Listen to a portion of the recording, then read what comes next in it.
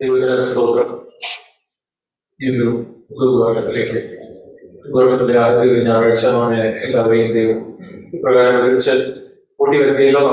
ദൈവത്തിന് നന്ദി സ്തോത്രവും കരയറ്റാൻ നമുക്ക് വിശ്വാസത്തോടെ ഈ ഒരു പുതിയ വർഷത്തിൽ ദൈവത്തിന്റെ കൃപ ദൈവത്തിൽ ആശ്രയിച്ച് നമുക്ക് ദൈവം നമ്മുടെ ഒരു രൂപാന്തരം ഉണ്ടാക്കുന്ന ഒരു പുതിയ വർഷമായിട്ട് നമുക്ക് കാണാം. ഞാൻ അങ്ങനെ കാണുവാനായിട്ട് ആഗ്രഹിക്കുന്നു. A year of transformation. ഒരു വ്യക്തി ജീവിതത്തിൽ, കുടുംബ ജീവിതത്തിൽ, നമ്മുടെ സഭാ ജീവിതത്തിലൊക്കെ ഒരു രൂപാന്തരത്തിന്റെ ഒരു പുതിയ വർഷം ആയിട്ട് നമ്മുടെ ജീവിതത്തിൽ ആ രീതിയിൽ ദൈവം നമുക്ക് നൽകട്ടെ.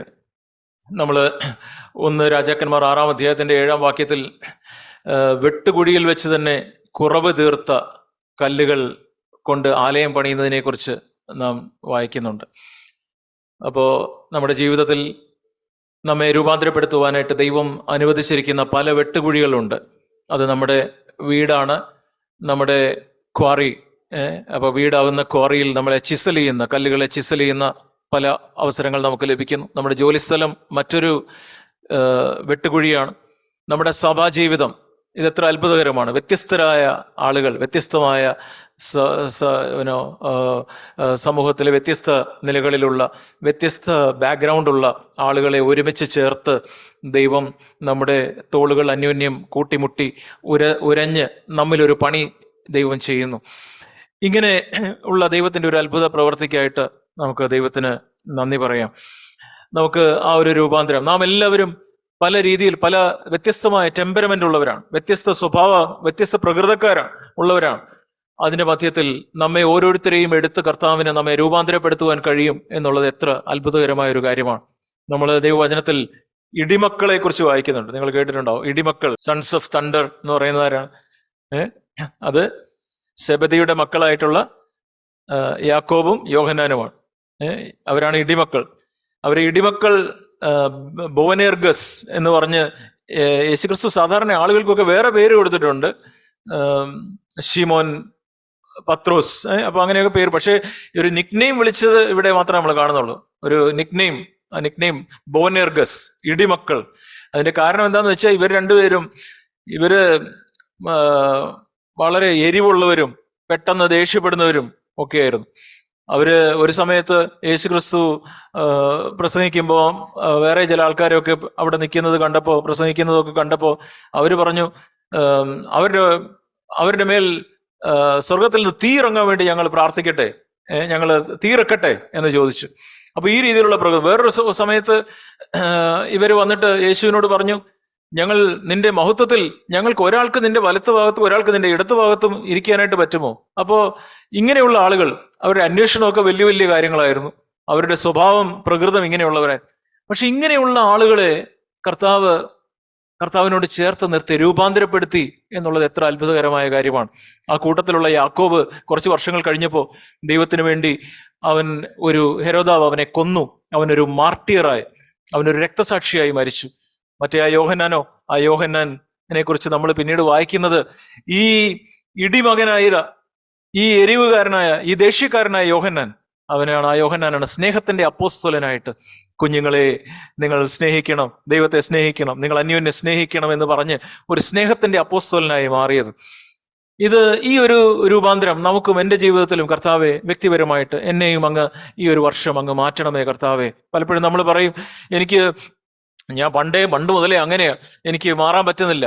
അല്ലെങ്കിൽ ഇങ്ങനെയുള്ള നമ്മുടെ മാറാത്ത പല സ്വഭാവങ്ങൾ, നമ്മെ മുറുകെ പറ്റുന്ന പല പാപങ്ങൾ, ഇതിനെല്ലാം കർത്താവെ, അതിനെ ഈ വർഷം എനിക്ക് അഡ്രസ്സ് ചെയ്യണം. ആ കാര്യങ്ങൾ അത് മാറണം കർത്താവെ, എന്നെ സഹായിക്കണം കർത്താവെ, എന്നെ അങ്ങ് രൂപാന്തരപ്പെടുത്തണം. നമ്മൾ പ്രാർത്ഥിച്ചപ്പോൾ ഒരു സഹോദരി പറഞ്ഞതുപോലെ, നമുക്ക് ഒരു മനസ്സ് പുതുക്കിയുള്ള ഒരു രൂപാന്തരം, നമ്മുടെ ശരീരങ്ങളെ ജീവനും വിശുദ്ധിയുമുള്ള യാഗമായി സമർപ്പിച്ച്, റോമാലേഖനം 12:1-2 വാക്യങ്ങൾ, നമുക്ക് ദൈവത്തിന്റെ പ്രസാദവും പൂർണ്ണതയുമുള്ള ദൈവഹിതം എന്നെന്ന് അറിയേണ്ടതിന് മനസ്സ് പുതുക്കി രൂപാന്തരപ്പെടുകയും. നമുക്ക് ഈ ഒരു രൂപാന്തരം എൻ്റെ ജീവിതത്തിലും, നമ്മൾ ഒത്തിരി നല്ല വചനങ്ങൾ കേൾക്കുന്നുണ്ട്. നമുക്ക് ഈ ഒരു വർഷം ആ രീതിയിലുള്ള രൂപാന്തരം നമ്മുടെ ജീവിതത്തിൽ ഉണ്ടാകുവാനായിട്ട് നമുക്ക് ആഗ്രഹിക്കുകയും നമ്മെ തന്നെ ആ രീതിയിൽ നമുക്ക് സമർപ്പിക്കുകയും ചെയ്യാം. ഞാൻ ഇന്ന് നമ്മൾ എന്താണ് സഭ എന്ന് പറഞ്ഞാൽ എന്താണ്, സഭയിൽ എന്തൊക്കെയാണ് സഭയുമായി ബന്ധപ്പെട്ട പ്രധാനപ്പെട്ട കാര്യങ്ങൾ എന്നൊക്കെയുള്ളതിനെ കുറിച്ച് ചില കാര്യങ്ങൾ പങ്കുവയ്ക്കാം എന്നാണ് താല്പര്യപ്പെടുന്നത്. നമുക്ക് സഭ എന്ന് പറയുമ്പോൾ എഫെസ്യ ലേഖനം 5-ാം അധ്യായത്തിൽ നമ്മൾ വായിക്കുന്നുണ്ട്. അവിടെ സഭയെക്കുറിച്ച് ഒരു വലിയ മർമ്മമായിട്ട് പറയുന്നുണ്ട്. വലിയ മർമ്മം, ക്രിസ്തു സഭയെ സ്നേഹിക്കുന്നതിനെ കുറിച്ചും പരിപോഷിപ്പിക്കുന്നതിനെ കുറിച്ചും ഒക്കെ പറയുമ്പോൾ അവിടെ ആ ഒരു പശ്ചാത്തലത്തിൽ സഭ എന്ന് പറയുന്ന ഒരു മർമ്മമാണ്, അല്ലെങ്കിൽ ഒരു മിസ്റ്ററിയാണ്. അപ്പൊ നമുക്ക് അതിന്റെ അർത്ഥം, യഥാർത്ഥത്തിൽ ദൈവം ആഗ്രഹിക്കുന്ന എന്താണ് സഭ എന്നുള്ളത് വളരെ പെട്ടെന്ന് നമുക്ക് മനസ്സിലാക്കാനായിട്ട് കഴിയുകയില്ല. നമുക്കൊരു വെളിപ്പാട് ആവശ്യമാണ്. നമുക്ക് ദൈവം തന്നെ റിവീൽ ചെയ്ത് തരുമ്പോഴാണ് നമുക്ക് സഭ എന്താണ് എന്ന് നമുക്ക് മനസ്സിലാവുക. ഇന്ന് ഒത്തിരി പേര് ചർച്ച് എന്ന് പറയുന്നത് എന്താണ്, സഭ എന്ന് പറഞ്ഞാൽ എന്താണെന്ന് പല ആളുകളും അവർക്ക് പല രീതിയിലുള്ള ചിത്രമാണ് അവരുടെ മനസ്സിലുള്ളത്, ഡെഫിനിഷനാണുള്ളത്. ചിലർ വിചാരിക്കുന്നത് സഭ എന്ന് പറയുന്നത് ഒരു കെട്ടിടമാണ്, ചിലർ വിചാരിക്കുന്നത് സഭ എന്ന് പറയുന്നത് ഒരു സംഘടനയാണ്.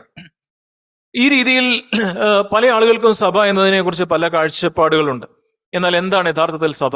സഭ എന്ന് പറയുന്നത് ദൈവത്തിന്റെ മക്കൾ, ദൈവത്തിന്റെ മക്കളായ, രക്ഷിക്കപ്പെട്ട, അല്ലെങ്കിൽ ആ രീതിയിൽ വിശ്വാസികളായ ഒരു കൂട്ടം ആളുകളെ യേശുക്രിസ്തു തന്റെ രക്തത്താൽ വീണ്ടെടുത്ത് ഒരുമിച്ച് ചേർത്ത് പണിയുന്ന ആ ഒരു കൂട്ടത്തെയാണ് ദൈവസഭ എന്ന് നമുക്ക് പറയുക. ഈ ഒരു കൂട്ടത്തെ ദൈവവചനത്തിൽ നമ്മൾ അതിനെ ബോഡി ഓഫ് ക്രൈസ്റ്റ് അല്ലെങ്കിൽ ക്രിസ്തുവിന്റെ ശരീരം എന്ന് പലയിടങ്ങളിൽ വിശേഷിപ്പിച്ചിട്ടുണ്ട്. ക്രിസ്തുവിന്റെ ശരീരം.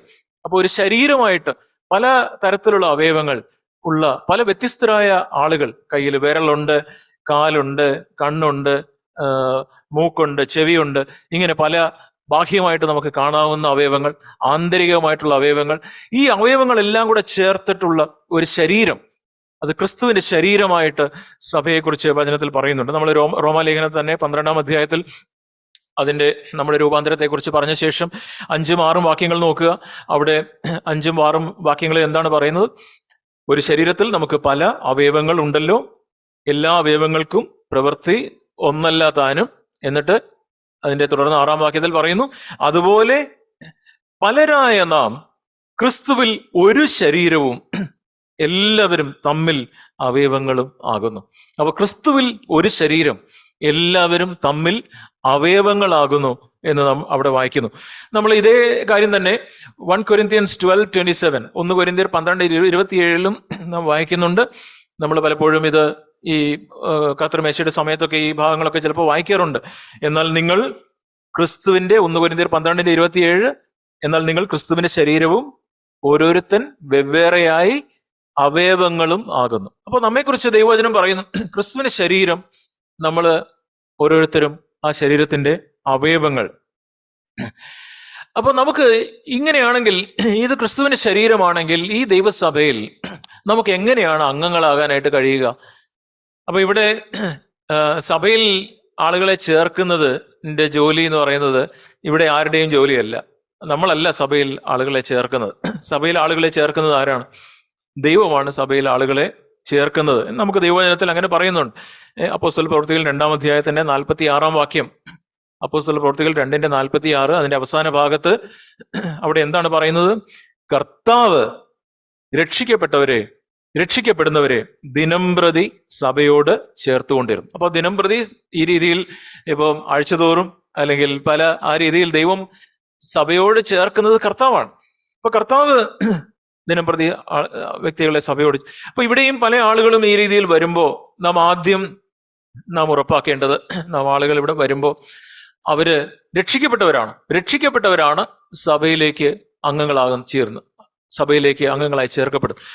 അപ്പൊ അവര് യഥാർത്ഥത്തിൽ ഒരു വ്യക്തി സഭയുടെ അംഗമാണോ എന്നുള്ളത് തീരുമാനിക്കേണ്ടത് ദൈവമാണ്.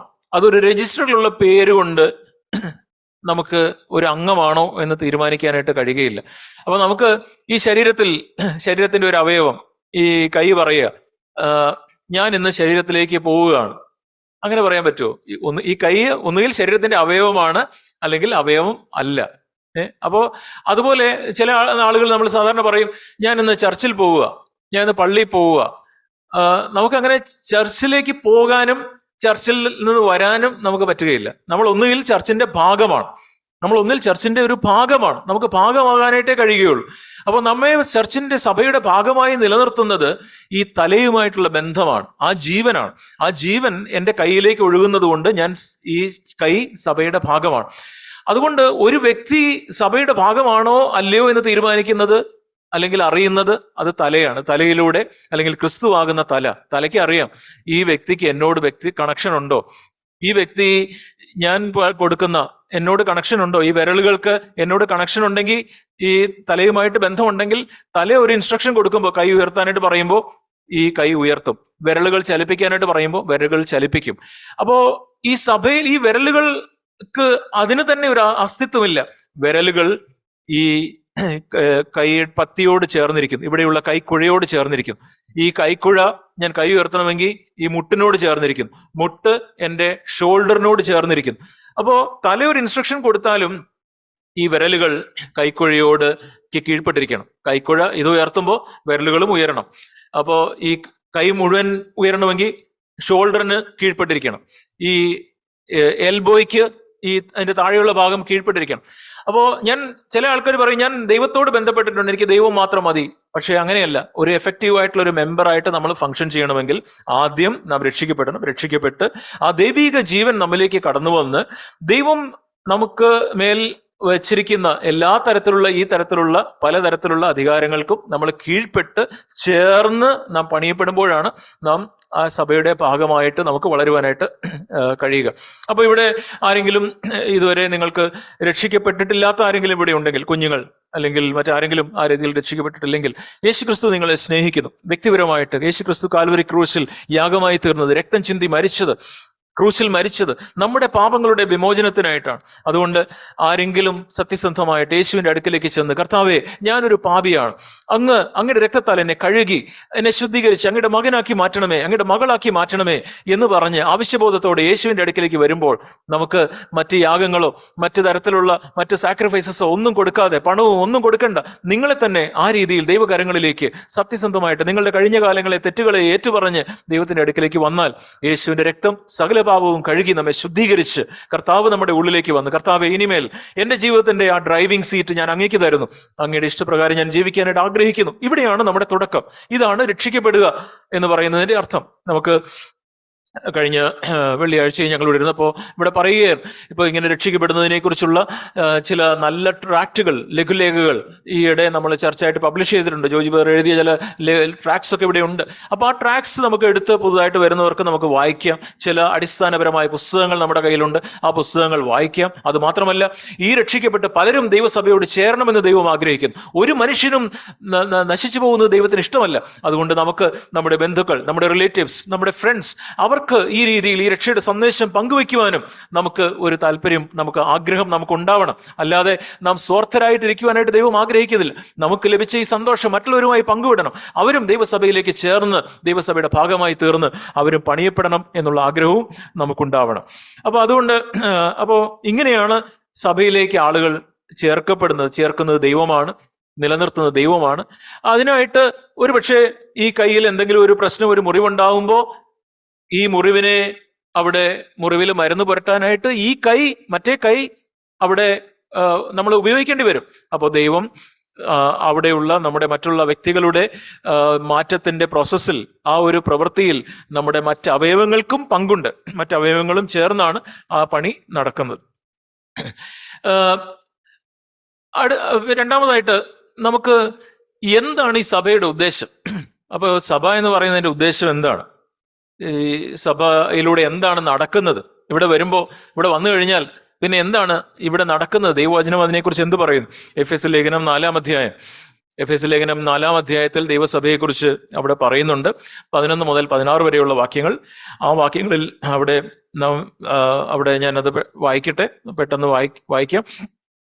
അവൻ ചിലരെ അപ്പോസ്തലന്മാരായും ചിലരെ പ്രവാചകന്മാരായും ചിലരെ സുവിശേഷകന്മാരായും ചിലരെ ഇടയന്മാരായും ഉപദേഷ്ടാക്കന്മാരായും നിയമിച്ചിരിക്കുന്നു. അത് എന്തിനാണ് ഇങ്ങനെ? നമുക്ക് ദൈവസഭയെ വേണമെങ്കിൽ ഇങ്ങനെയും ഇതൊരു റിഹാബിലിറ്റേഷൻ സെന്റർ പോലെയാണ്. വഴിയോരത്ത് അസുഖമായിട്ട് ആരോരുമില്ലാതെ കിടന്ന ആളുകളെയൊക്കെ ഇവിടെ ഇങ്ങനെ കൂട്ടിച്ചേർത്ത് ഒരിടത്തിൽ അവരെ അവരുടെ ശാരീരികവും ആത്മീകവും എല്ലാ രീതിയിലുള്ള അവരുടെ ഒരു സൗഖ്യത്തിനായിട്ട് കൊണ്ടുവന്നിരിക്കുന്ന ഒരു റിഹാബിലിറ്റേഷൻ ഇടം. ഇവിടെ ഈ ഇടത്ത് ഒരു ഡോക്ടറേ ഉള്ളൂ. ആ ഡോക്ടർ എന്ന് പറയുന്നത് അത് കർത്താവായ യേശു ക്രിസ്തുവാണ്. ഈ ഡോക്ടർ ഇവിടെ വേറെ ആരുമല്ല, ഡോക്ടർ കർത്താവായ യേശു ക്രിസ്തു. ഇങ്ങനെ കൊണ്ടുവന്ന ആളുകളെയൊക്കെ, അപ്പോൾ അങ്ങനെയുള്ള ചില റിഹാബിലിറ്റേഷൻ സ്ഥലങ്ങളിലൊക്കെ ഈ വന്ന ആളുകളെയൊക്കെ പരിചരിക്കാനായിട്ട് നേരത്തെ വന്ന് സുഖമായ ചില ആളുകൾക്ക് ഈ ഡോക്ടർ അവരെ ഏൽപ്പിക്കും.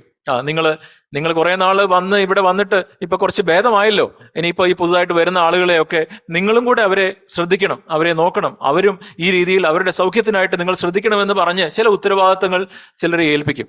അങ്ങനെയുള്ള ഉത്തരവാദിത്തമുള്ള ആളുകളാണ് ഇവിടെ പറഞ്ഞിരിക്കുന്ന പ്രവാചകന്മാരും സുവിശേഷ ഇടയന്മാരും ഉപദേഷ്ടാക്കന്മാരും ഒക്കെ. അപ്പോ ഇവരെ നിയമിച്ചിരിക്കുന്നത് എന്തിനാണ്? അത് നാം എല്ലാവരും വിശ്വാസത്തിലും ദൈവപുത്രനെ കുറിച്ചുള്ള പരിജ്ഞാനത്തിലുമുള്ള ഐക്യതയും ഒരു തികഞ്ഞ പുരുഷത്വവും, മലയാളത്തിൽ തികഞ്ഞ പുരുഷത്വം എന്നാണ്, അല്ലെങ്കിൽ ഒരു മെച്യൂർ പേഴ്സൺ ആയിട്ട് വളരുന്നതിന്, ക്രിസ്തുവിന്റെ സമ്പൂർണതയായ പ്രായത്തിന്റെ അളവ് പ്രാപിക്കുമ്പോഴും പെർഫെക്റ്റിംഗ് ഓഫ് ദ സെയിൻസ്, വിശുദ്ധന്മാരുടെ യഥാസ്ഥാനത്തിനായിട്ട്, to the work of serving, to the building up of the body of Christ, അത് ശുശ്രൂഷയുടെ വേലയ്ക്കും ക്രിസ്തുവിന്റെ ശരീരത്തിന്റെ ആത്മീക വർധനയ്ക്കുമാകും. അപ്പോൾ നമ്മെ എല്ലാം ഇവിടെ കൂട്ടി വരുത്തി നമ്മുടെ ജീവിതത്തിലുള്ള ഒരു വ്യത്യാസം, ഒരു ആത്മീക വർധന, ആ ക്രിസ്തുവിന്റെ സ്വഭാവത്തിലേക്ക് നമ്മെ മാറ്റുക, ഇതാണ് ദൈവസഭയുടെ ഉദ്ദേശം. അങ്ങനെ ഇവിടെ വരുന്നതിലൂടെ അങ്ങനെ അതിന്റെ തുടർന്നുള്ള വാക്യങ്ങൾ നോക്കുക. നാം ഇനി മനുഷ്യരുടെ ചതിയാലും ഉപായത്താലും തെറ്റിച്ചു കളയുന്ന തന്ത്രങ്ങളിൽ കുടുങ്ങിപ്പോകുവാൻ തക്കവണ്ണം ഉപദേശത്തിന്റെ ഓരോ കാറ്റിനാൽ അലഞ്ഞുഴലുന്ന ശിശുക്കളായിരിക്കാതെ നമ്മളെ സ്നേഹത്തിൽ സത്യം സംസാരിച്ചുകൊണ്ട് ക്രിസ്തു എന്ന തലയോളം സകലത്തിലും വളരുവാനിടയാകണം. അപ്പം നാം ആ രീതിയിൽ ദൈവസഭയോട് ചേർന്ന് ക്രിസ്തു എന്ന തലയോളം സകലത്തിലും വളരുവാനായിട്ട് ഇടയാകണം. എപ്പോഴും ഇവിടെ വരുമ്പോൾ നമുക്ക് ചില സമയത്ത് സ്നേഹത്തിൽ സത്യം സംസാരിക്കണം, ചില കാര്യങ്ങൾ പറയണം. പറഞ്ഞ് നമുക്ക് സ്നേഹവും വേണം, സത്യം വേണം, കൃപ വേണം, സത്യവും എല്ലാം കൂടെയുള്ള ആ ഒരു പണിയിൽ ക്രിസ്തുവിന്റെ തലയോളം നമ്മൾ വളരുവാൻ ഇടയാവണം. ഇതാണ് ദൈവസഭയുടെ ഉദ്ദേശം. അപ്പൊ അങ്ങനെ ഈ ശരീരത്തിന് പ്രവർത്തിക്കുക, ഞാൻ പറഞ്ഞു, മറ്റെല്ലാ ജോയിൻസും സന്ധികളും മറ്റ് അവയവങ്ങൾക്കും ഒക്കെ ഒരു പങ്കുണ്ട്. ശരീരം മുഴുവനും യുക്തമായി ചേർന്നും ഏകീഭവിച്ചും ഓരോ അംഗത്തിന്റെ അതത് വ്യാപാരത്തിനൊത്തവണ്ണം ഉദവി ലഭിക്കാനുള്ള ഏത് സന്ധിയാലും സ്നേഹത്തിലുള്ള വർധനയ്ക്കായി അവനിൽ നിന്ന് വളർച്ച പ്രാപിക്കുന്നു. അപ്പോ ദൈവത്തിൽ നിന്ന്, ക്രിസ്തുവിൽ നിന്നുള്ള ഈ രീതിയിലുള്ള ഒരു വളർച്ച, ക്രിസ്തുവിന്റെ ആ ഒരു മെച്യൂരിറ്റിയിലേക്ക്, ആ ഒരു സ്വഭാവത്തിലേക്ക് നാം വളരുക എന്നുള്ളതാണ് ദൈവസഭയുടെ ഉദ്ദേശം. അപ്പോൾ ഈ ദൈവസഭ, ചർച്ച് എന്ന് പറയുന്നത് ദൈവത്തിന്റെ ഹൃദയത്തോട് വളരെ ചേർന്നിരിക്കും. ദൈവത്തിന്റെ ഹൃദയത്തിന് ഈ സഭയെക്കുറിച്ച് വളരെ, സഭയെ മണവാട്ടി എന്ന്, ഈ സഭയെ വീണ്ടെടുക്കുവാൻ വേണ്ടിയാണ്, സഭയെ ചേർക്കുവാനാണ് കർത്താവ് വീണ്ടും വരാനായിട്ട് പോകുന്നത്. ഈ സഭയെക്കുറിച്ച് പറയുമ്പോൾ പാതാള ഗോപുരങ്ങൾ അതിനെ ജയിക്കുകയില്ല എന്ന് കർത്താവ് പത്രോസിനോട് പറഞ്ഞത് നമുക്കറിയാമല്ലോ. മത്തായി 16 അധ്യായത്തിലാണ്, 16 മുതൽ 18 വരെയുള്ള അധ്യായങ്ങളിൽ അവിടെ മത്തായി 16 മുതൽ 18 വരെയുള്ള വാക്യങ്ങൾ. നിങ്ങളോ എന്നെ ആർ എന്ന് പറയുന്നു എന്നവൻ ചോദിച്ചതിന് ശിമോൻ പത്രോസ്, നീ ജീവനുള്ള ദൈവത്തിന്റെ പുത്രനായ ക്രിസ്തു എന്ന് ഉത്തരം പറഞ്ഞു. അപ്പൊ പത്രോസിന് അവിടെ ഒരു വെളിപ്പാടുണ്ടായി, പത്രോസിന് അവിടെ ഒരു റെവലേഷൻ ഉണ്ടായി.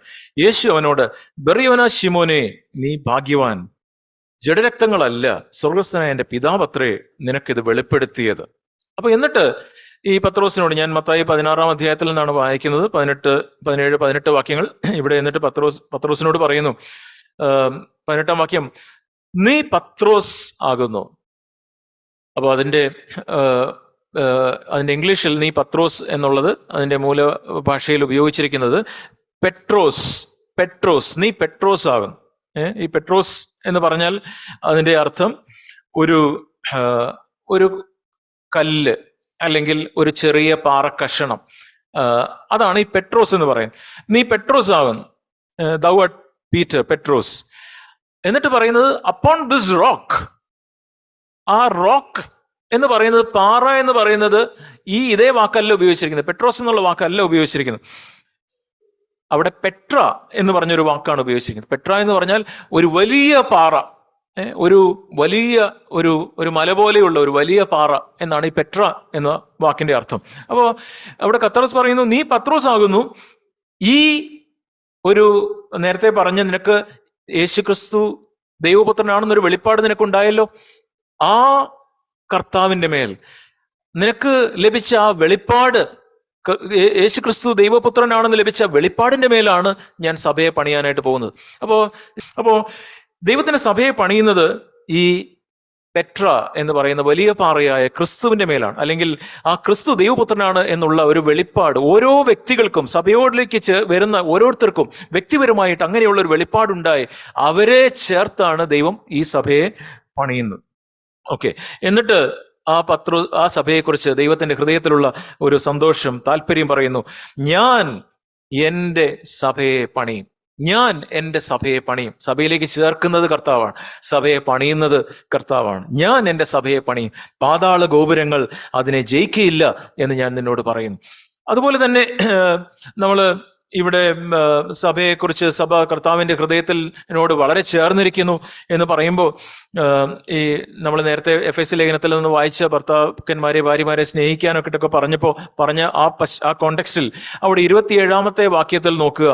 അവിടെ പറയുന്നു, ഇങ്ങനെയുള്ള ഈ ഒരു സഭയെ, ആ സഭയെ കറ ചുളുക്കം മുതലായത് ഒന്നുമില്ലാതെ സഭയെ ശുദ്ധയും നിഷ്കളങ്കയുമായി തനിക്ക് തന്നെ തേജസ്സോടെ മുൻനിർത്തേണ്ടതിന് തന്നെത്താൻ അവൾക്ക് വേണ്ടി ഏൽപ്പിച്ചു കൊടുത്തു. യേശുക്രിസ്തു നമുക്ക് വേണ്ടി ഈ സഭയ്ക്കായിട്ട് തന്നെത്താൻ ഏൽപ്പിച്ചു കൊടുത്തു. കറ ചുളുക്കം മുതലായത് ഒന്നുമില്ലാതെ ഈ സഭയെ ശുദ്ധയും നിഷ്കളങ്കയുമായി തനിക്ക് തന്നെ തേജസ്സോടെ മുൻനിർത്തേണ്ടതിന്, എന്നിട്ട് ഈ സഭയെ ചേർക്കാനായിട്ട് കർത്താവ് ഒരു നാൾ വരുന്നു.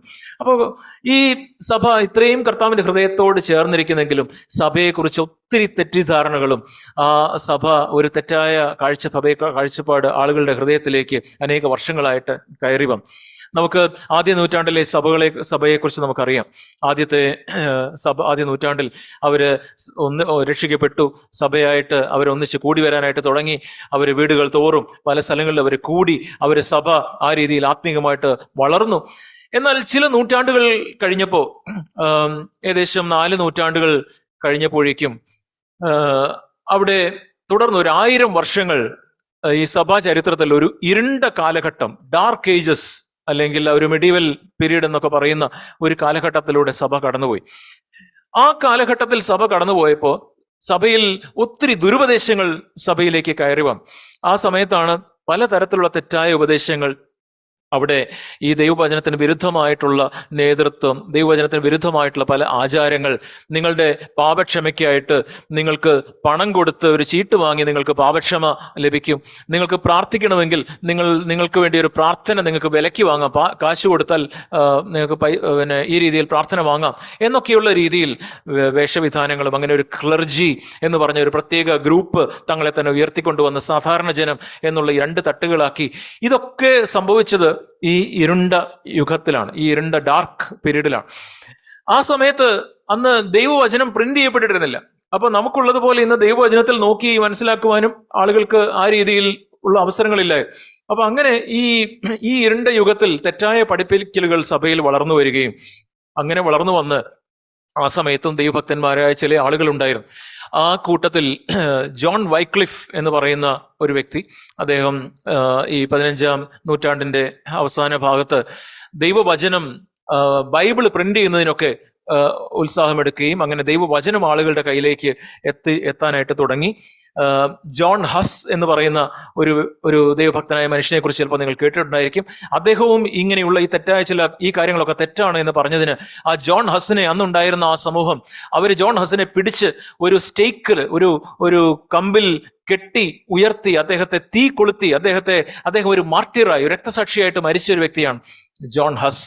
അതിനെ തുടർന്ന് നമുക്ക് ഒരു നവോത്ഥാനം, ഒരു റിഫോർമേഷൻ സഭയിൽ നടക്കുവാനായിട്ട് ദൈവം അവിടെ മാർട്ടിൻ ലൂതർ എന്ന് പറയുന്ന ഒരു ദൈവഭക്തനായ മനുഷ്യനെ, അദ്ദേഹം കത്തോലിക്ക സഭയിലെ ഒരു പുരോഹിതനായിരുന്നു. അദ്ദേഹത്തിന് ഈ തെറ്റുകളെ കുറിച്ചൊക്കെ മനസ്സിലായി കഴിഞ്ഞ് അദ്ദേഹം അതിനെതിരെ ഒരു നിലപാടെടുക്കുകയും മാർട്ടിൻ ലൂതറിലൂടെ ഒരു നവോത്ഥാനം, ഒരു റിഫോർമേഷൻ ആ 16-ാം നൂറ്റാണ്ടിന്റെ ആദ്യ സമയത്ത് 1518 ആ സമയത്ത് അദ്ദേഹം 1517 ഒക്ടോബർ 31-ാം തീയതി ഈ മാർട്ടിൻ ലൂഥർ അദ്ദേഹം അന്നുണ്ടായിരുന്ന ദുരാചാരങ്ങൾക്കെതിരെ ഒരു 97 പോയിന്റ്സ് അദ്ദേഹം, ഒരു തീസിസ് എന്നാണ് പറയുന്നത്, അങ്ങനത്തെ 97 പോയിന്റ്സ് അദ്ദേഹം എഴുതി അവിടെ വിറ്റൻബർഗ്, ജർമ്മനിയിലുള്ള വിറ്റൻബർഗിലെ ഒരു പള്ളിയുടെ വാതിലിൽ അദ്ദേഹം കൊണ്ട് ഒട്ടിക്കുകയും അതിനെ തുടർന്ന് അദ്ദേഹത്തിനെതിരെ വളരെ തീവ്രമായ പീഡനങ്ങളും ഒക്കെ ഉണ്ടായി. അങ്ങനെ സഭാ ചരിത്രത്തിൽ ഒരു നവോത്ഥാനത്തിന്റെ, ഒരു റിഫോർമേഷന്റെ തുടക്കം അവിടെയാണ് ഉണ്ടാവുന്നത്. അങ്ങനെ റിഫോർമേഷൻ ഉണ്ടായപ്പോ ഇവരൊക്കെ തെറ്റാണെന്ന് അന്നത്തെ ഉണ്ടായിരുന്ന കാത്തോലിക് സമൂഹം പറഞ്ഞു. കാത്തോലിക്സ് ഇങ്ങനെ റിഫോർമേഷൻ ഉണ്ടായ, ഈ നവോത്ഥാനം ഉണ്ടായ ആളുകളെയൊക്കെ കൂടെയാണ് പ്രൊട്ടസ്റ്റൻസ് എന്ന് പറഞ്ഞത്. ഈ പ്രൊട്ടസ്റ്റൻസിന്റെ കൂട്ടത്തിൽ അന്ന് ഈ പ്രൊട്ടസ്റ്റന്റ് ആൾക്കാര് കത്തോലിക്കയിലുള്ള ചില ദുരാചാരങ്ങൾ അതും നിലനിർത്തിക്കൊണ്ട് ഈ പ്രൊട്ടസ്റ്റന്റിലെ ചില കാര്യങ്ങളും കൂടെ ചേർത്ത് കൊണ്ടുപോയ ചില സമൂഹങ്ങൾ ഉണ്ടായിരുന്നു.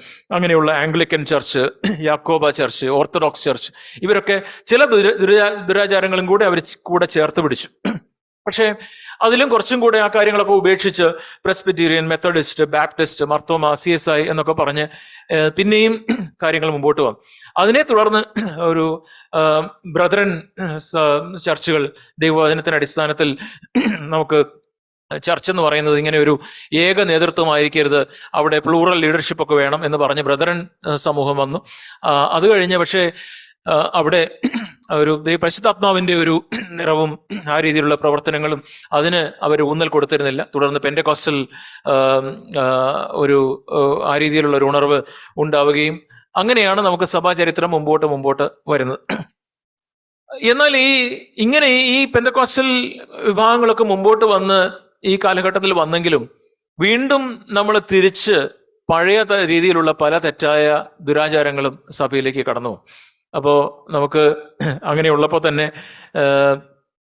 നമുക്കറിയാം, ഇന്നത്തെ നാം ഏറ്റവും കൂടുതൽ മാറി എന്ന് ചിന്തിക്കുന്ന പെന്റെക്കോസ്റ്റൽ സമൂഹത്തിൽ തന്നെ ദൈവവചനത്തിലുള്ള, യഥാർത്ഥത്തിലുള്ള ഒരു സഭ നാം ദൈവവചനത്തിൽ കാണുന്നതിൽ നിന്ന് വിരുദ്ധമായിട്ട് ഒരു സിംഗിൾ ലീഡർഷിപ്പ്, അല്ലെങ്കിൽ നമ്മൾ ആ വ്യക്തിയെ, നേതാവിനെ ഒരു പാസ്റ്റർ എന്നോ അല്ലെങ്കിൽ എന്തെങ്കിലും ഒരു പ്രത്യേക വിളിച്ച് ഒരു സിംഗിൾ ലീഡർഷിപ്പ്, സഭകൾക്ക് ഒരു ആസ്ഥാനം, ഒരു ഹെഡ്ക്വാർട്ടേഴ്സ്, ആ ഹെഡ്ക്വാർട്ടേഴ്സിൽ നിന്നുള്ള നിയന്ത്രണം, ഈ ഒരു ബൈബിൾ കോളേജിൽ നിന്ന് പഠിച്ച് ഇങ്ങനെ വരുന്നു, അതിനുശേഷം അവരെ ട്രാൻസ്ഫർ ചെയ്ത് വേറെ സ്ഥലങ്ങളിലേക്ക് പോകുന്നു. ഇതൊന്നും ദൈവവചനത്തിന്റെ പാറ്റേണിൽ നിന്ന് തികച്ചും വ്യത്യസ്തമായ ഒരു കാര്യം നമ്മൾ ഇവിടെ കാണും.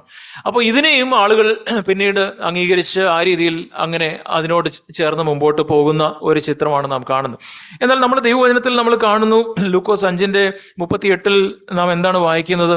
അവിടെ ഈ ദൈവം നമുക്ക് നൽകിയ ഈ പുതുജീവൻ, ആ പുതുവീഞ്ഞ്, അല്ലെങ്കിൽ നമ്മുടെ ഉള്ളിൽ ഉണ്ടാവുന്ന ഈ ഒരു മാറ്റം, നമ്മുടെ ഉള്ളിൽ ആന്തരികമായിട്ട് നമുക്കുണ്ടാകേണ്ട ഒരു വ്യത്യാസം, അതാണ് ഈ ഒരു പുതുവീഞ്ഞ് എന്ന് പറയുന്നത്.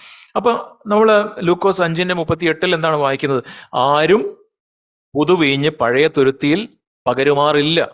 പകർന്നാൽ പുതുവീഞ്ഞ് തുരുത്തിയെ പൊളിച്ച് ഒഴുകിപ്പോകും, തുരുത്തിയും നശിച്ചു പോകും. ഈ പുതിയ വീഞ്ഞ് എന്താണ് ചെയ്യേണ്ടത്? അതൊരു പഴയ തുരുത്തിയല്ല, പുതിയ വീഞ്ഞ് ഫ്ലറിഷ് ചെയ്ത് അത് ഗ്രോ ചെയ്യണമെങ്കിൽ അതൊരു പുതിയ തുരുത്തിയിൽ തന്നെ അത് വെക്കണം, ഒഴിക്കണം എന്നാണ് ദൈവവചനം നമ്മോട് വായിക്കുന്നത്. എന്താണ് ഈ പുതുവീഞ്ഞ് എന്ന് പറയുന്നത്? നമുക്ക് യോഹന്നാൻ 2-ാം അധ്യായത്തിൽ കാനാവിലെ കല്യാണത്തിന്റെ സമയത്ത് നമുക്കറിയാം. ആ പഴയ വീഞ്ഞെന്ന് പറഞ്ഞാൽ അവര് ഈ മുന്തിരിങ്ങയൊക്കെ ഇടിച്ച് കുറെ നാളുകൾ വെച്ച് അങ്ങനെ അവരുടെ സ്വയശ്രമത്തിൽ, സ്വന്തം പരിശ്രമത്തിൽ ഉണ്ടാക്കിയ ആ വീഞ്ഞാണ് പഴയ വീഞ്ഞ്. എന്നാൽ അവരുടെ വീഞ്ഞ് തീർന്നുപോയി. അവരുടെ നിസ്സഹായമായ അവസ്ഥയിൽ യേശുവിന്റെ അടുക്കിലേക്ക് വന്ന് അവരുടെ ഉള്ള നിറവും മണവും രുചിയുമില്ലാത്ത പച്ചവെള്ളത്തെ യേശുവിന്റെ അടുക്കിലേക്ക് കൊടുത്തപ്പോൾ യേശു അവരുടെ ആ വെള്ളത്തെ, പച്ചവെള്ളത്തെ രൂപാന്തരപ്പെടുത്തി. ആ പച്ചവെള്ളം നിറവും മണവും രുചിയുമുള്ള ഒരു വീഞ്ഞായിട്ട്, മെച്ചമായൊരു വീഞ്ഞായിട്ട് മാറി. നമ്മുടെ ജീവിതത്തിലും ദൈവം ആ രീതിയിൽ നമ്മുടെ ഉള്ളിൽ ചെയ്യുന്ന ആ ഒരു പ്രവൃത്തിയാണ് പുതിയ വീഞ്ഞ്. യേശു ക്രിസ്തുവിന്റെ അടുക്കിലേക്ക് നിസ്സഹായരായി വരുന്ന നമ്മെ, ആ വഴിയോരത്ത് കിടന്നിരുന്ന നമ്മെ, ചേറ്റിലും കുഴിയിലും കിടന്നിരുന്ന നമ്മെ യേശു കർത്താവിന്റെ അടുക്കിലേക്ക്, കർത്താവെ എന്നെ കൊണ്ട് കഴിയില്ല എന്ന് പറഞ്ഞ് കർത്താവിന്റെ അടുക്കിലേക്ക് വരുമ്പോൾ കർത്താവ് നമ്മെ രൂപാന്തരപ്പെടുത്തുന്നു, നമ്മുടെ ഉള്ളത്തിൽ മാറ്റങ്ങളെ തരും. അതാണ് പുതിയ വീഞ്ഞ്. എന്നാൽ ഈ പുതിയ വീഞ്ഞ് നമ്മിൽ വളരണം എന്നുണ്ടെങ്കിൽ അതൊരു പുതിയ തുരുത്തിയിൽ വെക്കണം. ആ പുതിയ തുരുത്തി ഇന്ന് നമ്മൾ കാണുന്ന ഈ ഇങ്ങനെയുള്ള പെന്റെക്കോസ്റ്റൽ സമൂഹങ്ങളിലും നമ്മൾ നോക്കുമ്പോൾ അവിടെയും പണ്ട് മാർട്ടിൻ ലൂതർ ഇടിച്ചു കളഞ്ഞ ആ ക്ലർജി ലെയ്റ്റി എന്ന് പറഞ്ഞ, അല്ലെങ്കിൽ ക്ലർജി എന്തായാലും ഒരു പുരോഹിതന്മാരും സാധാരണ ആളുകളും, അല്ലെങ്കിൽ അങ്ങനെയുള്ള പുരോഹിതരും അൽമായരും, അങ്ങനെ എന്തോ ഒരു വാക്കാണ് ഉപയോഗിക്കുന്നത്. അങ്ങനെയുള്ള രണ്ട് വിഭാഗമായിട്ട് നിങ്ങൾക്ക് എന്തെങ്കിലും ദൈവത്തിന്റെ ആലോചന വേണമെങ്കിൽ അവരുടെ അടുത്ത് ചെല്ലണം, അവർക്ക് ഗൈഡൻസിന് അവരുടെ അടുത്ത് ചെല്ലണം. വ്യക്തിപരമായിട്ട് ദൈവത്തെ അറിഞ്ഞ് വളർന്ന് ഈ പൊതുജീവനിൽ വളരുവാനുള്ള ഓപ്പർച്യൂണിറ്റി അങ്ങനെയുള്ള സമൂഹങ്ങളിലും നമുക്ക് കുറവായിട്ടുള്ളതായിട്ട് നമുക്ക് കാണും. അതിന്റെ മധ്യത്തിലാണ് ദൈവം ഒരു പുതിയ ഒരു തുരുത്തിയുടെ ഊന്നൽ നമുക്ക് നൽകുകയും ദൈവം സാക്ലറിനെ പോലെയുള്ള ദൈവഭക്തന്മാരായ മനുഷ്യരെ ഈ കാലഘട്ടത്തിലും, ഈ 20-ാം നൂറ്റാണ്ട് 21-ാം നൂറ്റാണ്ട് ഈ കാലഘട്ടത്തിൽ എഴുന്നേൽപ്പിക്കുകയും, അതിനു മുമ്പ് തന്നെ പല ദൈവഭക്തന്മാർ ഈ കാലഘട്ടത്തിൽ 20-ാം നൂറ്റാണ്ടിലൊക്കെ വാച്ച്മാൻ നീ, A.W. ടോസർ എന്ന് പറഞ്ഞ പല ദൈവദാസന്മാരും എഴുന്നേറ്റ് ഈ സത്യങ്ങൾക്ക് ഊന്നൽ കൊടുക്കുകയും, എന്നാൽ നാം ആയിരിക്കുന്ന ഈ കാലഘട്ടത്തിൽ നമുക്ക് ഈ 1900-ത്തിന്റെ അവസാന സമയങ്ങളിലൊക്കെ നമുക്ക് ഇങ്ങനെ ഇതിൽ നിന്ന് വ്യത്യാസമായിട്ട് ഓരോ പ്രാദേശിക സഭയായിട്ട് അവിടെ ഈ പ്ലൂറൽ ലീഡർഷിപ്പോടുകൂടെ നമുക്ക് അന്യോന്യം ഈ വളരുവാനുള്ള ഒരു ആത്മീക ജീവൻ, അത് ഈ പൊതുവീഞ്ഞ് ഫ്ലറിഷ് ചെയ്യാനുള്ള ഒരു തുരുത്തിയായിട്ട് നമുക്ക് അങ്ങനെയുള്ള ഒരു സഭയുടെ പണിക്കായിട്ട് ദൈവം ചില വ്യക്തികളെ ഈ പ്രകാരം ഉപയോഗിക്കുകയും നമുക്ക് ആ സഭയുടെ ഭാഗമായി തീരുവാനായിട്ട് ദൈവം ഒരു അവസരം നൽകുകയും ചെയ്തല്ലോ. അതിന് നമുക്ക് ദൈവത്തിനോട് നന്ദിയുള്ളവരായിരിക്കണം.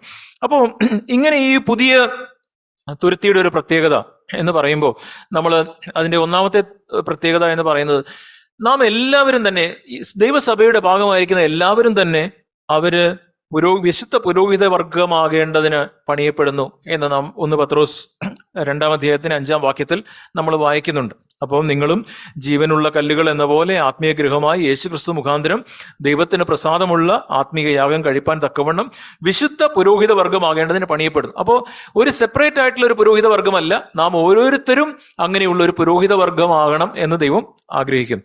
അതുപോലെ നാം വെളിപ്പാട് പുസ്തകം 1-ാം അധ്യായത്തിന്റെ 6-ാം വാക്യത്തിൽ നാം വായിക്കുന്നുണ്ട്. വെളിപ്പാട് പുസ്തകം 1-ന്റെ 6 ദൈവം തന്റെ രക്തത്താൽ നമ്മെ വീണ്ടെടുത്ത് എന്താണ് ചെയ്യുന്നത്? പിതാവായ ദൈവത്തിന് നമ്മെ രാജ്യവും പുരോഹിതന്മാരും ആക്കി തീർത്തവനുമായി എന്നേക്കും മഹത്വവും ബലവും ആമേൻ. അപ്പൊ നമ്മെ ഓരോരുത്തരെയും ആ ഒരു പുരോഹിതന്മാരാക്കി ദൈവം നമ്മെ മാറ്റുന്നു. ഇതാണ് നമ്മുടെ പുതിയ നിയമത്തിന്റെ മറ്റു ചില പ്രത്യേകതകൾ. ഞാൻ പറഞ്ഞു, പഴയ നിയമ കാലഘട്ടത്തിൽ ചില പ്രവാചകന്മാരുണ്ടായിരുന്നു. അവർ ദൈവത്തിന്റെ അടുക്കൽ പോയി ആലോചന കേട്ട് മറ്റുള്ളവർക്ക് കൊടുക്കും. ആളുകൾക്ക് വ്യക്തിപരമായിട്ട് ദൈവത്തോട് ബന്ധപ്പെടാനുള്ള അവസരങ്ങൾ ഉണ്ടായിരുന്നില്ല. ദൈവത്തിനും ആളുകൾക്കും ഇടയിൽ ഇങ്ങനെയുള്ള ചില പ്രവാചകന്മാർ, ചില പാസ്റ്റർമാർ, ചില ക്ലർജി, പുരോഹിതന്മാർ, ഇതായിരുന്നു പഴയ നിയമ കാലഘട്ടത്തിന് ഉണ്ടായിരുന്ന അവസ്ഥ. എന്നാൽ അതിൽ നിന്ന് വ്യത്യാസമായിട്ട് നമുക്ക് ഈ പുതിയ നിയമ കാലഘട്ടത്തിൽ നാം കാണുന്നത്, നമുക്ക് ഓരോരുത്തർക്കും ദൈവത്തെ വ്യക്തിപരമായിട്ട് അറിയാനുള്ള ഒരു അവസരം. എബ്രായ ലേഖനം 8-ാം അധ്യായത്തിന്റെ 11-ാം വാക്യത്തിൽ നാം വായിക്കുന്നുണ്ടല്ലോ, ഇനി ആരും തന്റെ കൂട്ടുകാരനെയും തന്റെ സഹോദരനെയും കർത്താവിനെ അറിയുക എന്ന് ഉപദേശിക്കുകയില്ല, അവർ ആബാലവൃന്ദം എല്ലാവരും എന്നെ അറിയും.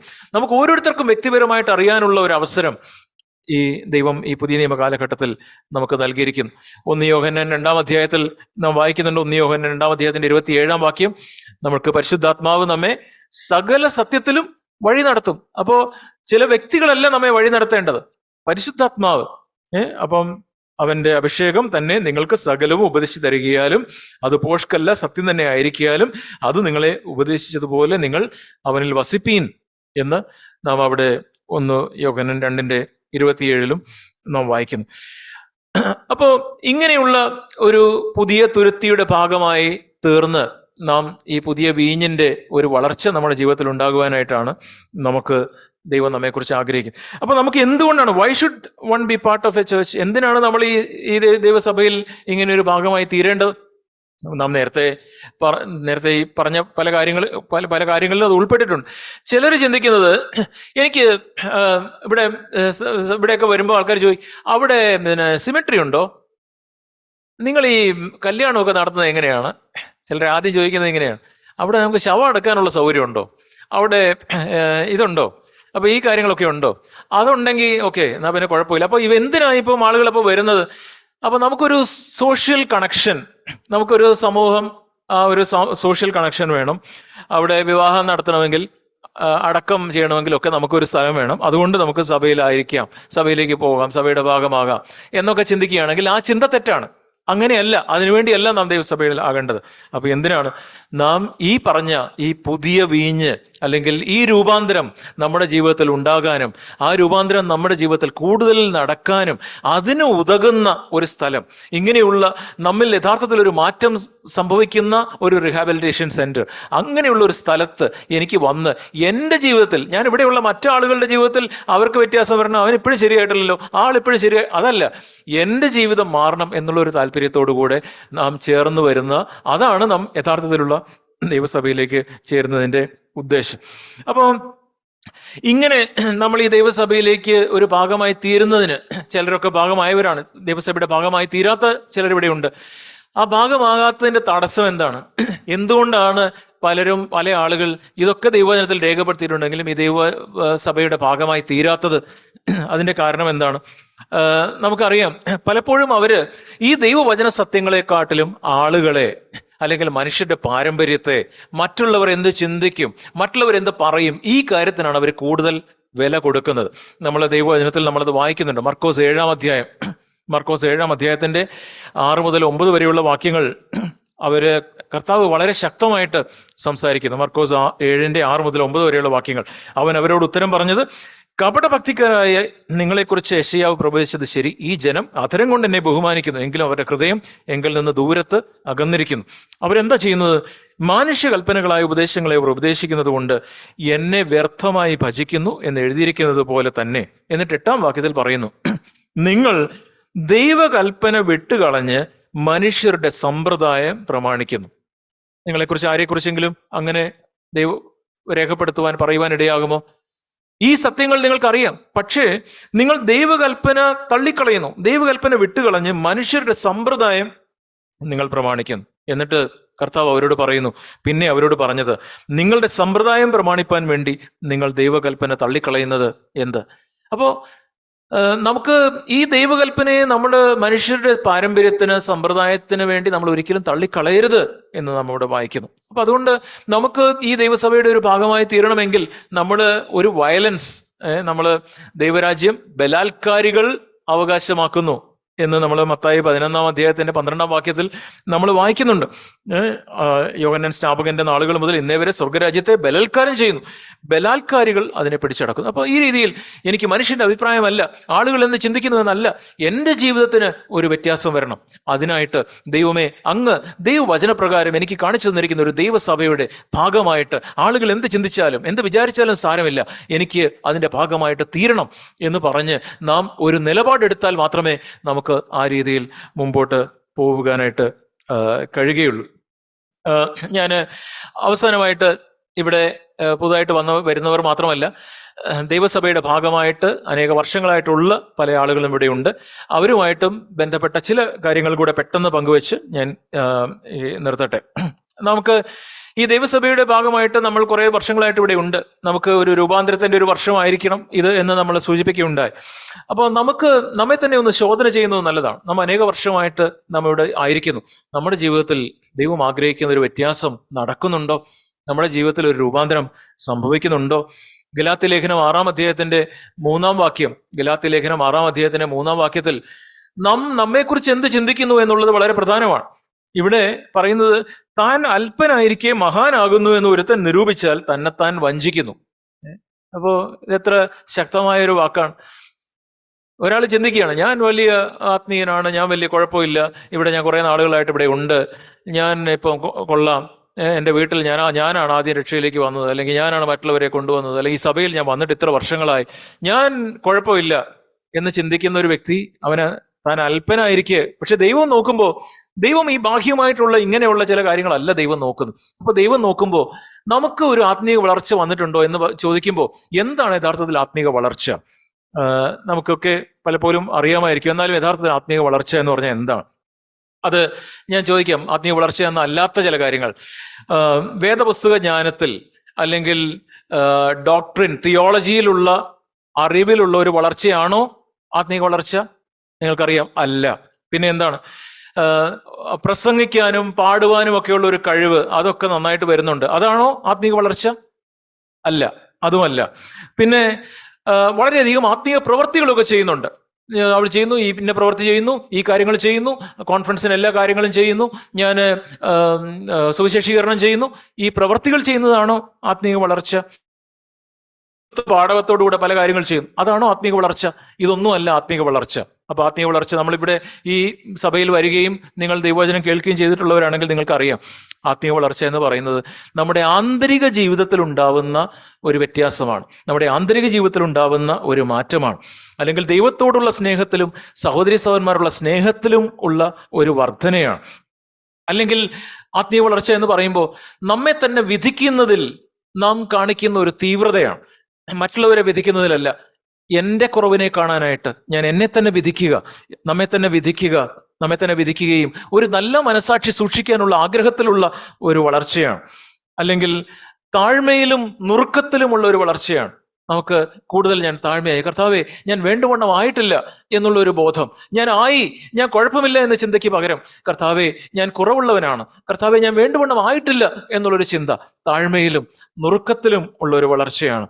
അല്ലെങ്കിൽ നമുക്ക് അല്പനായിരിക്കെ മഹാനെന്ന് ചിന്തിക്കുന്നവൻ വഞ്ചിക്കുന്നു എന്ന് നമ്മൾ ഗലാത്യ ലേഖനം 6-ാം അധ്യായത്തിലാണ് വായിച്ചത്. ഗലാത്യ ലേഖനം 5-ാം അധ്യായത്തിന്റെ അവസാന ഭാഗത്ത് അവിടെ ആത്മാവിന്റെ ഫലങ്ങളെക്കുറിച്ച്, ജഡത്തിന്റെ പ്രവൃത്തികളെക്കുറിച്ച് നമ്മളവിടെ വായിക്കുന്നുണ്ട്.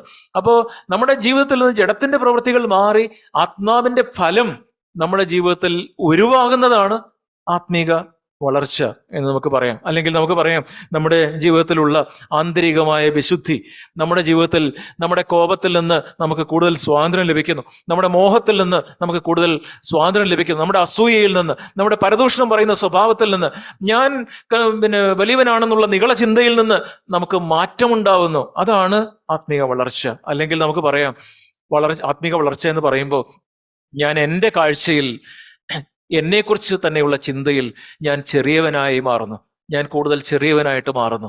അല്ലെങ്കിൽ ക്രിസ്തു എന്നിൽ വളരുവാനായിട്ട് ഞാനോ കുറയണം എന്നുള്ള ഒരു ചിന്തയിൽ ഞാൻ കുറവുള്ളവനായിട്ട്, എന്നെക്കുറിച്ചുള്ള തനിയെ ഞാൻ ഇരിക്കുമ്പോൾ, ഞാൻ ഞാൻ മിടുക്കനാണ്, ഞാൻ കൊള്ളാം, ഞാൻ കുഴപ്പമില്ല, ഞാനാണ് ഇവിടെ ഈ വീട്ടിൽ ഏറ്റവും കൂടുതൽ പ്രാർത്ഥിക്കുന്നത് ഞാനാണ്, അറിയാതെ ചിന്തയിൽ കണ്ടോ ഞാൻ ചെയ്യുന്ന കാര്യങ്ങൾ, ഈ ചിന്തകൾ നമ്മുടെ ഉള്ളിലേക്ക് കയറി നാം അതിനു പകരം കർത്താവെ ഞാൻ ആയിട്ടില്ലല്ലോ, എത്രയോ നാളുകളായിട്ട് ഈ സത്യം ഞാൻ കേൾക്കുന്നു, ഒരുപക്ഷെ ഞാൻ ആദ്യം വന്നു എന്നുള്ള ചിന്ത നമ്മുടെ ഹൃദയത്തിലേക്ക് കയറുന്നെങ്കിൽ എത്രയോ നാളുകളായിട്ട് ഈ സത്യം ഞാൻ കേൾക്കുന്നു കർത്താവെ, കേട്ടതിനനുസരിച്ച് ഞാൻ വളർന്നിട്ടില്ലല്ലോ, ഈ ഒരു ചിന്ത, ഇതാണ് യഥാർത്ഥത്തിലുള്ള ആത്മീക വളർച്ച.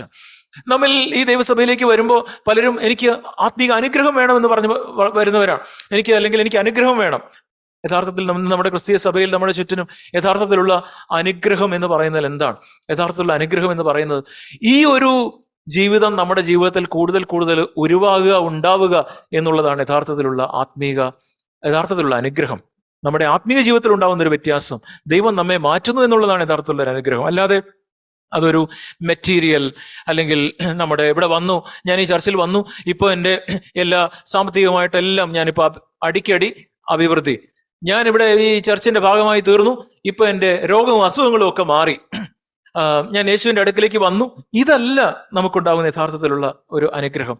ഈ സഭയുമായിട്ട് ബന്ധപ്പെട്ട് ദൈവവചനത്തെ ഞാൻ കേൾക്കാൻ തുടങ്ങി, എൻ്റെ ജീവിതത്തിൽ ഈ മാറ്റങ്ങൾ ഉണ്ടാവുക മാത്രമല്ല, ജീവിതത്തിന്റെ ബുദ്ധിമുട്ടുള്ള സാഹചര്യങ്ങളിലൂടെ, കഷ്ടതയിലൂടെ, പ്രയാസത്തിലൂടെ ഒക്കെ ഞാൻ കടന്നു പോകുമ്പോഴും അവിടെ തൃപ്തിയോടെ നിൽക്കുവാൻ ദൈവം എനിക്ക് ബലം തരുന്നു, ദൈവം എനിക്ക് ശക്തി നൽകുന്നു. ഈ ദൈവത്തിൽ നിന്ന് ലഭിക്കുന്ന ഈ കൃപ, ഈ ശക്തി, അതാണ് യഥാർത്ഥത്തിലുള്ള ആത്മീക അനുഗ്രഹം.